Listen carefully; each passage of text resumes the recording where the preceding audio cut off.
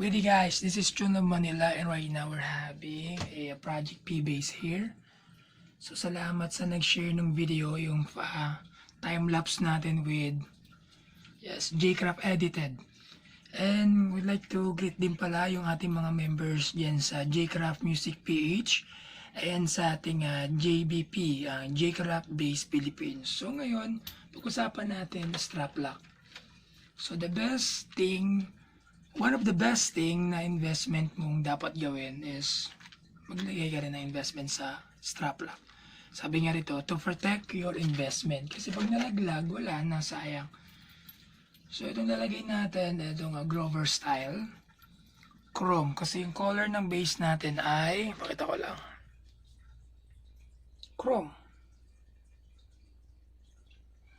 Ano siya, pearl white. So dahil pearl white siya, hindi naman bagay yung black. Kaya chrome din kasing hardwares. Ayan. So lalagyan natin siya ng ganito. So paano nga ba mag-install ng strap lock? So tingnan natin. Let's go.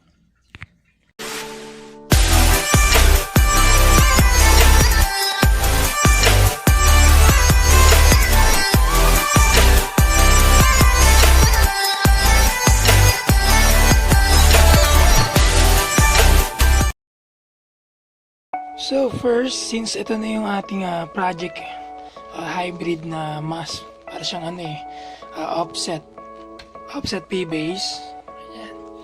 So ang balak natin is maglagay ng strap lock. Ito, nasa out of the box na siya. So ang strap lock natin, it compose of many parts. So syempre yung pin. Ayan, pakita lang natin. Of course yung pin. So yung screw niya hindi pangkaraniwan. Ang screw niya medyo malaki. So kung yung dating yung strap na nandito ay maliit, so kasya naman to. Kung maliit naman yung screw na nasa stock na binili nyo, gamitin nyo yung nakalagay sa dati nyo para yung butas niya iisa lang. Okay? So ito yung first part. So maglalagay tayo rito ng mark banda rito. Actually gusto ko medyo nakababa yan. Kasi pag dito baka mahugot lang. So banda rito. Yan. And then yung second part, ito, siya yung nasa siya yung strap lock. Siya yung nakakonect sa strap. So of course, kailangan mo ng strap. Okay, strap nga dyan bro. Ayan. Ating strap. J-Craft. Thank you so much sa J-Craft. Of course, dito sa Tune of Manila, meron tayo rito mga P-base and yan, mga J-Craft items. Okay, so 2 parts ha. Okay, 2 parts. And let's go, buuin na natin.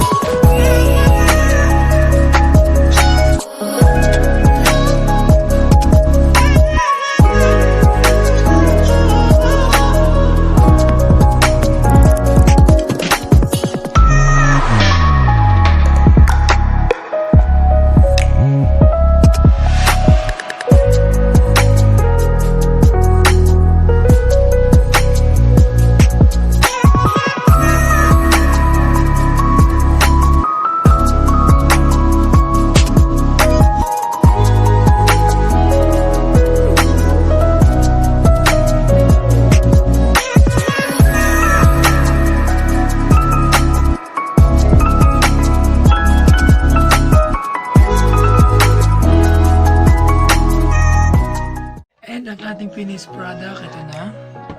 Ayan siya. So, terno yan guys, dalawa yan, okay? So, nakalock na siya guys. Diba? Ayan. Oh, diba? For more video like this, please like and subscribe on our YouTube channel. Follow us on Instagram at Chula Manila, and this is Vince Margo. Ciao!